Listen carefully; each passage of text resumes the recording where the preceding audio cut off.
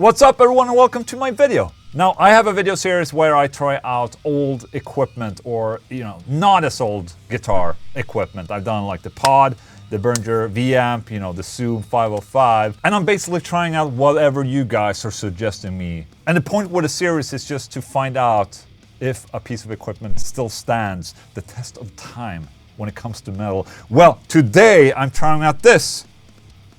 Can you see it? It's over there. It's very small. It's the Line 6 Pocket Pod. Now, according to the manual, this was released in 2007. And, the original Pod was released when? Like 2000? Something like that? 1999?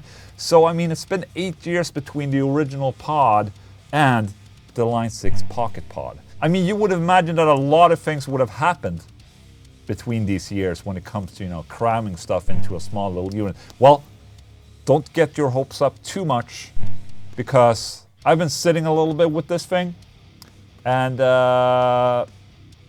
it's not good. Thank you for watching. Bye. That's it. No, that's not it. Before I started filming this video, I sat down with this thing just to kind of figure out how it works. Well, first of all, it has the absolute worst user interface I've ever encountered on any type of modeler or like, small distortion multi-effect or whatever you call it. 2, it sounds like shit. Most important of all, number 3, it sounds like shit. So I was really contemplating, like, should I really make a video of this? Of course, I'm all Englund the Swede. I'm gonna try my absolute hardest to make this thing sound as good as I can, and I'm gonna see if I can make it sound really, really thick and awesome. So with that said, I'm gonna connect it in a couple of different ways. First here, I'm going direct into my audio interface, but then later, I'm gonna try it out into my Fortin power amp and cabinet that's right over here, and we'll just see if I can make this sound better, but I seriously doubt it. Okay, so first things first here. I don't know if you've noticed this or if you can see this on the actual recorded track here, but this thing is making random noises every now and then, and as you can see here, it's like steadily happening every like 5 seconds. So you have this right now. 1, 2, 3, 4, 5, 6, 7, 8, 9, 10, 11, 12. So basically every 10 seconds, it gives off this amazing noise. I mean, listen.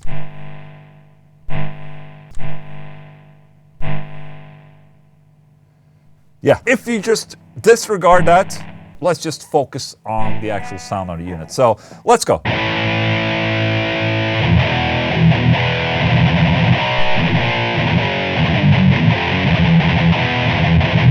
Okay, so there's a bunch of different presets on this thing, and unlike the original Pod, you can actually search for different bands on this thing. So look, band, 311, I recognize that band. Volto, I don't know what that is. Vert Horizon, I have no idea what that is. First State, I have no idea what band that is. Sparta, I have no idea what band that is. POD, that's a band I know of at least. Okay, it's a popular band. Okay, let's try As I Lay Dying, that's a heavy metal band. Okay, good. How do I pick it? Joel Sebub.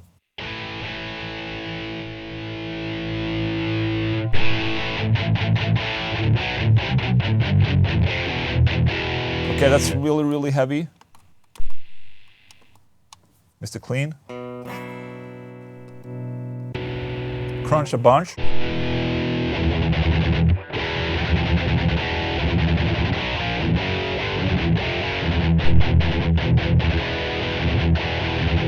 Okay, that's very crunch a bunch right there. Sigurasatron.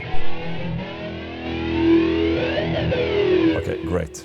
And as you probably noticed now from me playing these different presets is that, it just sounds bad, man. I know Killswitch Engage has a good type of rhythm tone going, so let's try that. Let's see what happens. Chugs and Kisses. Okay, that's a fun name.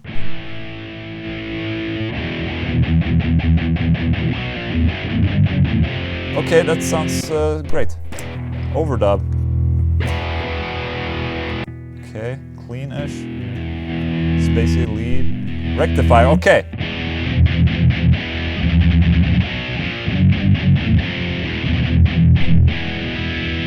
Okay, that's very heavy. All right, can I go back to user now? I want to browse by style user. Okay, let's just do user. Bank 1. Ola's bajskorv. Okay, basically Ola's turd. Okay.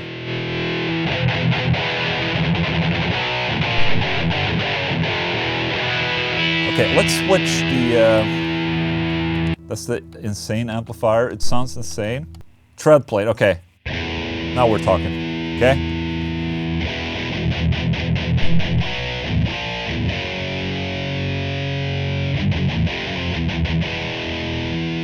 Okay, it's not as good as I remember it on the pod, but, you know, I'll give it another chance. There's a second one here, there's a second tread plate.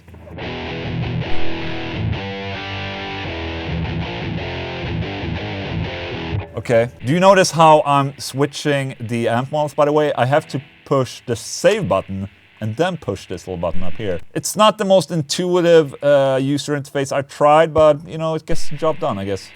Modern high gain.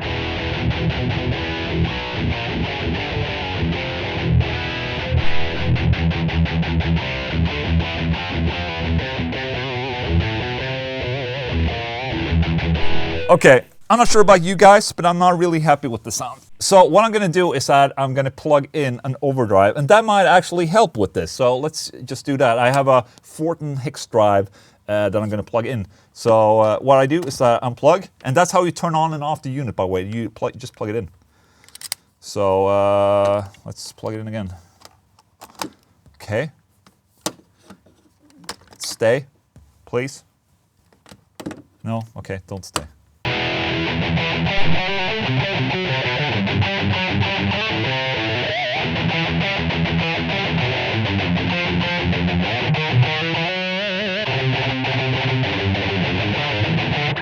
It's not the most inspiring sound I've heard in the world. I mean, how can you not like a boosted rectifier? Just saying. Okay.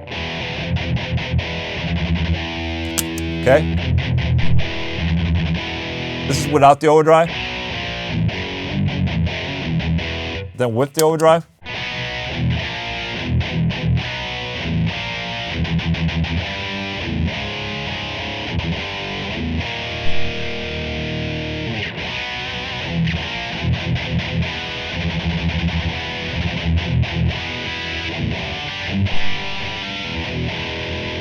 Okay, so it's maybe a tiny bit better, but it's not perfect. Okay, it's not perfect. It's actually pretty far from perfect, to be honest. So you're saying, okay, Ola, when you tried out the original pod, you just shut off the impulse responses and you used your own impulse responses, and it sounded 10 times better. Well, thank you so much for giving me a compliment. Well, the thing about the Pocket Pod is, even though you can turn off the cabinet impulse response, that's basically it. You can't switch between different cabinets or something like that. It doesn't work like that. So, for instance, now I have the direct sound going, so that means that this unit uses some type of IR or something. I have no idea what it is. It just sounds awful. But for say I want to hook this up into my power amp and use it, with the real setup, with a cabinet and a microphone and all that, I would need to turn off that impulse response that they're using. So how do you do that? Well, with this amazing user interface right here, you have to first unplug the instrument, turn off the input, then you have to press the save button and then the down button here, and then put in the guitar in again. There you go, that's the cab select right there. So right now we have direct mode, so it's basically with an impulse response. Then there's a couple of different options here. Well, 4 options basically. 1, power amp closed. So this is if you were gonna connect this to a power amp and a closed cabinet. Then there's a power amp and an open cabinet. And then there's the instrument in open, that's like a combo amplifier right there, and same thing here. Well, the thing is that all of these 4 sound like absolute balls. So let's take the first balls, which is power amp and closed cabinet, which is what I'm having right here. So we need to make a little fist face and just disconnect this. Well, and why, Ola, are you doing this? Well, I'm doing it for science. I'm really trying my best to make this sound as good as I can. And we'll see if I'm succeeding right here. So right here I have my Fortin power amp. So the Pod Pocket Pro is going into this, and then it goes into my Fortin 4x12 with Celestion V30 speakers. This is an M160 microphone right here, so that's what you're gonna hear from now on, okay? But I can't hear shit because the standby is on.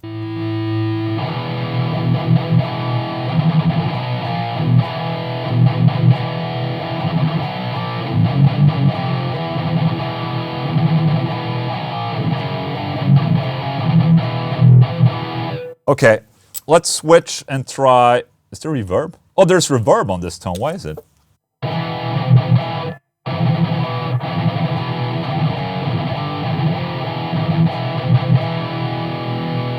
I don't know if you've ever played inside a can before, but that's basically the sound right there. Okay, let's switch the cabinet thing again to see if that's the problem with this.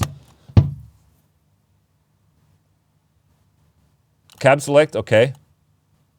A power amp closed. Okay, let's try the B. See if that's better.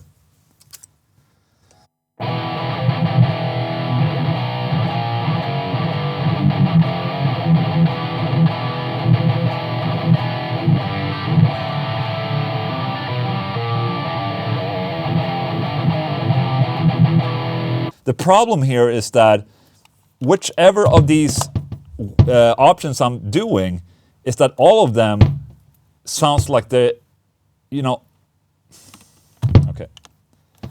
This solution right here to switch the cabinets by plugging in and out the guitar, it's amazing, I must say. That's high quality engineering right there.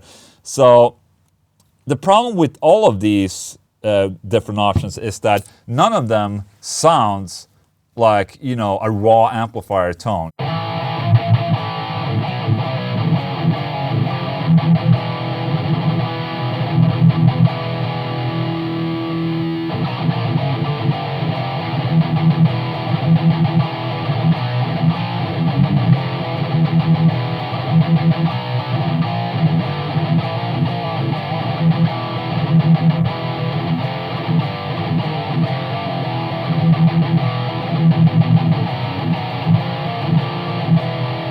It still sounds like a tin can, and then let's just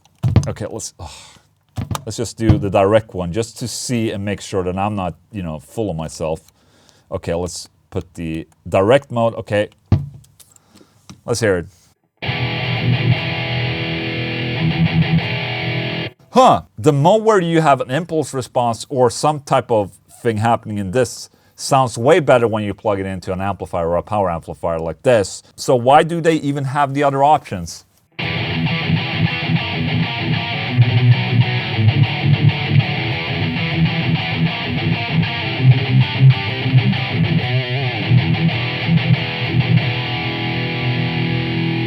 Okay, let me change the EQ a little bit. You know how to do that? You hold the save button and then you turn the knob there. Okay.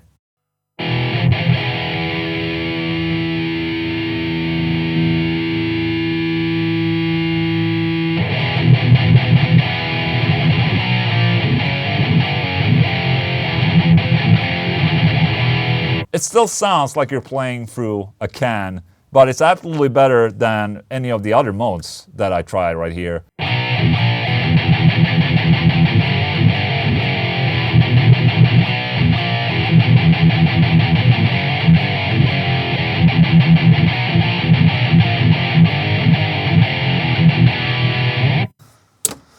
So there you go, that's the amazing Line 6 Pocket Pod for you. I mean, with all the products that are available as of right now, I don't think this unit has aged that well. I mean, it's not even that old. What is it, like 12, 13 years old? And I don't think it's aged as good as like Behringer V-Amp or the Line 6 original Big Beam Pod. You know, it's small. I'll give it that. I mean, for the size, you know, and you have a battery and you just plug in a cable and a pair of headphones, I mean, it still gives you a sound. Now, is it something that's inspiring? No. You can probably get this for like, you know, shit money right now, if you're out looking for one secondhand or something like that. And that's it. That's my whole video for you. Hope you enjoyed it. If you have any recommendations or suggestions of gear that you want me to try out for this series, let me know in the comment section. I really hope you enjoyed this video. See you guys. Thank you for watching. Bye.